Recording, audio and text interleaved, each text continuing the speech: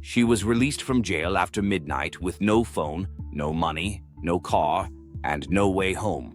They said she walked away on her own. 11 months later, her body was found, mutilated, decomposed, in a canyon that had already been searched. But then her family got a voicemail. The voice sounded like Mitrice, screaming, and no one can explain where it came from. This isn't a movie. This is the very real, deeply disturbing story of Mitrice Richardson and the call that came after her death. Mitrice Richardson, 24, was a Cal State Fullerton graduate, honor student, and aspiring child psychologist. She was charismatic, artistic, well-loved. But in 2009, her family noticed a change.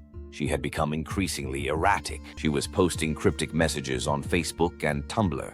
She claimed she was being followed, referenced space and God, and told friends she could read energies. On September 16, 2009, she drove to Jeffrey's restaurant in Malibu alone, parked her car poorly, and ordered dinner. But she began behaving strangely, talking about celestial beings, laughing uncontrollably, and telling patrons she was from Mars. When she couldn't pay the $89 bill, police were called.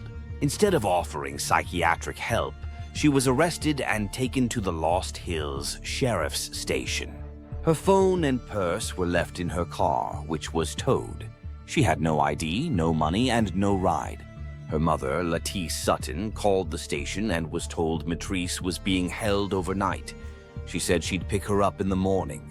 But the next call she got was worse. At 12:28 a.m. on September 17, Mitrice was released, alone, into the dark, with no transportation, no protection, no way to contact anyone. The jail was located in a desolate, mountainous area with no streetlights and no open businesses for miles. Her release wasn't logged properly. No video surveillance was provided. She just vanished into the night. By 6 a.m., a man from Montenegro, a small community 6 miles away, called 911. He said a slightly dazed young woman had been lying on his lawn, but when he opened the door, she was gone. She was never seen again. Mitrice's family, especially her mother, Lettice, launched a massive campaign to find her. They handed out flyers, held vigils, raised awareness online and in the media. Volunteers, helicopters, canines, and mounted units searched the Santa Monica Mountains. The canyon where the homeowner had reported her presence was searched multiple times. Nothing. Months passed. People started to forget. But Lettice never stopped. And then, on August 9th, 11 months later, a team of rangers found skeletal remains in Dark Canyon. The scene was disturbing. Mitrice's skull was detached from her body, sitting several feet away. Her clothes were scattered. Her torso was mostly intact but partially mummified. Her hands and feet were missing. Her bra was unclasped and her jeans were around her ankles. The location was 2 miles from the Lost Hills station and 1.5 miles from where she was last seen, in an area that had supposedly been searched. Even worse, deputies moved the remains before the coroner arrived, destroying potential evidence. The official cause of death? Undetermined.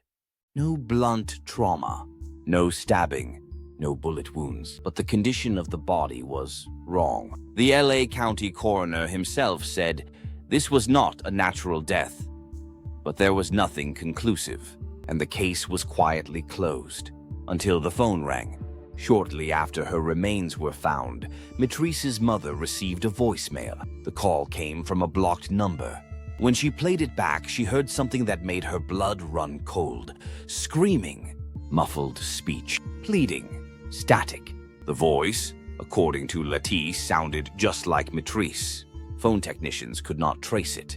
There was no call record. It couldn't be redialed. No one ever identified the source. Mental illness and exposure. Official theory: Mitrice had a psychotic break, wandered into the wilderness, and died from exposure or a fall.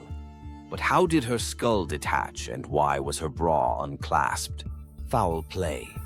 Sexual assault. Her disheveled clothing, missing body parts, and condition suggest possible assault and disposal, maybe by someone from the sheriff's department.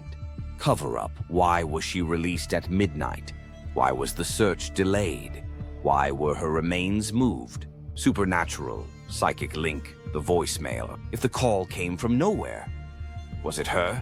Was Mitrice Richardson a victim of tragic neglect or something far darker?